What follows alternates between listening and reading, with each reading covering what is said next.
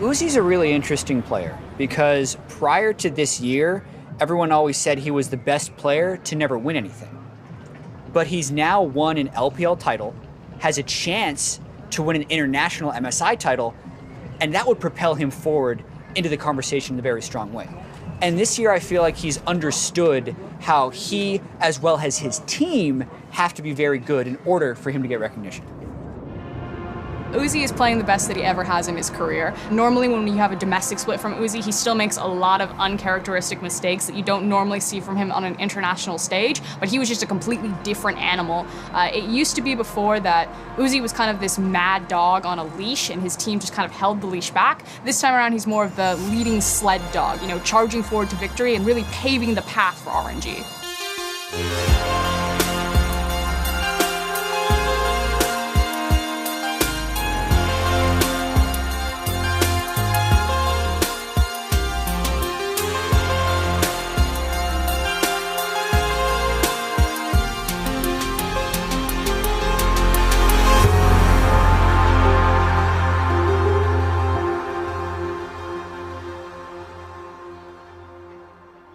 Hello and welcome to the conclusion of MSI 2018 as RNG ready to reclaim the MSI Championship Trophy for the LPL as they look to take down Korea's King Zone, Dragon X. If I truly believe that Uzi is the best player in the world right now, then he needs to prove what Faker has already done, that you can look across from your opponents, that you can hard carry your team, and that you can be the difference in a very close matchup. Ladies and gentlemen, in Paris and around the world, let's kick off the fight for the championship and the title. This is interesting for RNG. People, we set up the defense style, try and wait for Uzi to scale up. BDD finds himself under some pressure as 4 members of RNG look to run him down. First kill of the finals to Uzi. 对，别急，他们少装备，他们现在要发育，他们女警要4件套。 Tanks full steam ahead. They're gonna go for the dive. Prayers, no flash available. King Zone got trapped, and Uzi gets a double kill. 5-0-3. This might be it. A multi-man stun from BDD's bought some time, but nobody is even touched. RNG are destroying, dismantling, deconstructing King Zone. And as King Zone run for their lives, Uzi goes godlike, takes down the inhibitor turret, and turns his attention to the Nexus turrets. And RNG are 1-0 up. Perfect start for RNG. What's interesting about the LPL in general, and especially Royal Never Give Up, is that they've kind of always been like this. They go to the international tournament, and all the way back to 2014, they would just play Raise the Puppy, protect Uzi.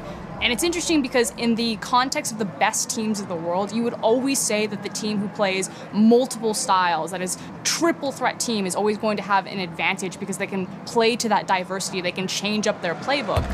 We're loading up onto the Rift. It is game 2.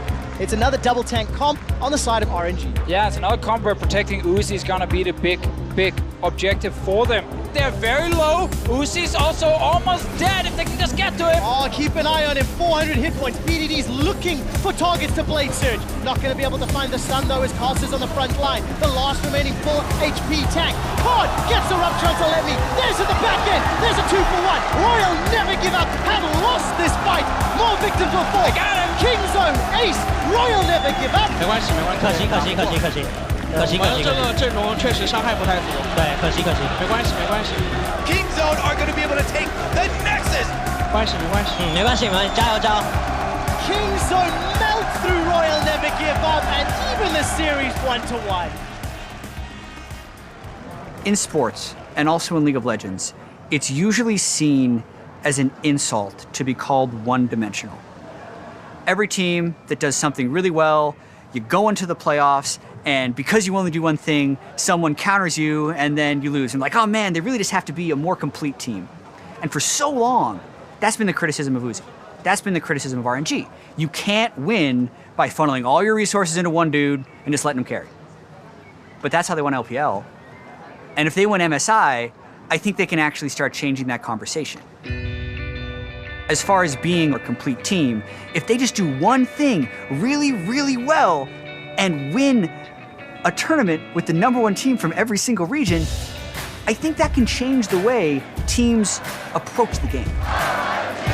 You can hear Zenith cheering as we load up onto the Rift. Here comes Uzi. Two-shot barrage tags onto Prey. The flash towards.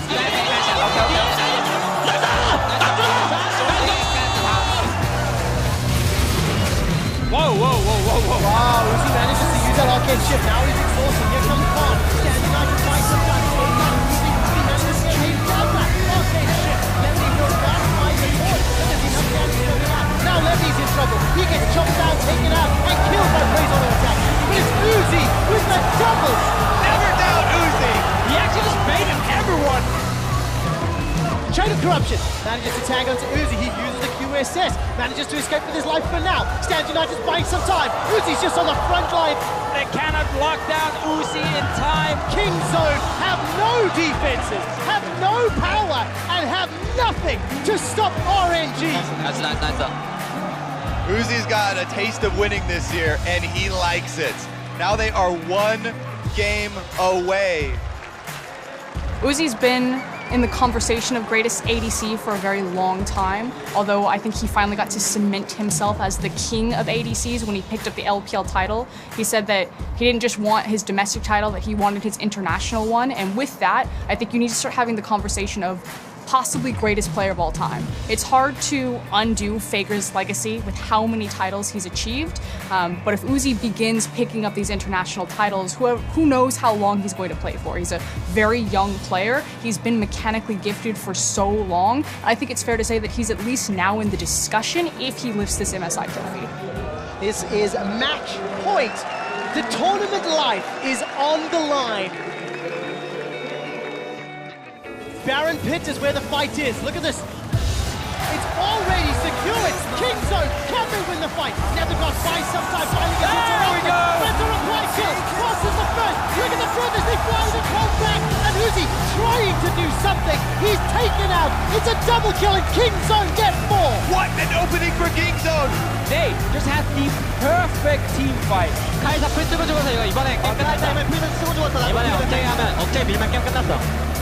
The only positive for RNG is that Uzi is actually strong enough to take a team fight.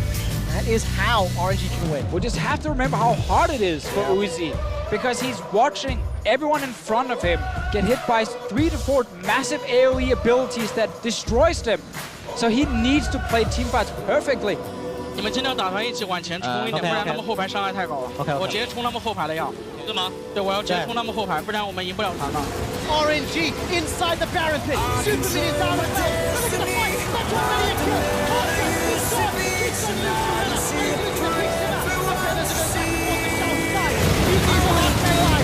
Chased out. Killer Instinct flashes into the pit. How is he still alive? Uzi is doing it. Uzi keeps RNG alive. 他们还没有水银呢，还没有水银，还差10秒。哎，中路我们要看一波。对，我觉得有机会，有机会。Oh, that's straight up to play. Royal never give up on doing it. 来打，来打！可以吗？可以吗？我觉得可以，我觉得可以，来打，打！ And Kingzone's base is in tatters. We're gonna do it.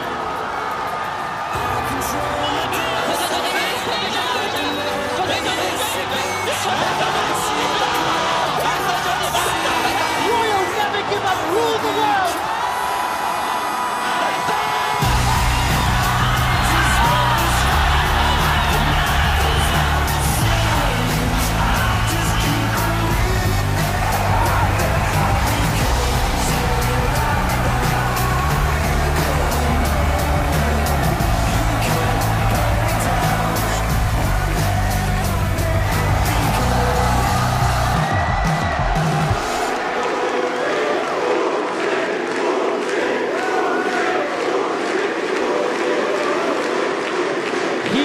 In the last big team fight, he survives. What a year for the best player in the world, Uzi.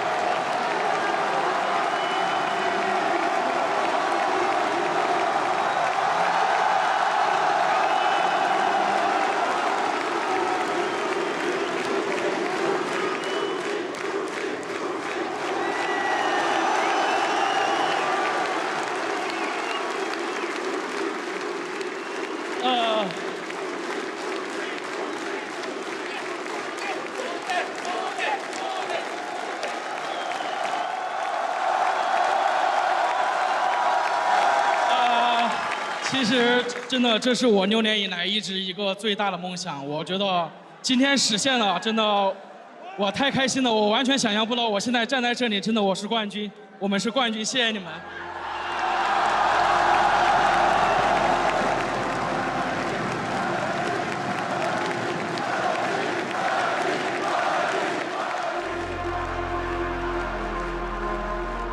They've constantly been second place behind Korea. You know, maybe you take 2015 out of there, the collapse of the LPL. It was then 2016, the rebuilding, 2017, the re-emergence of the LPL, and now 2018, you know, coming to reign their dominance.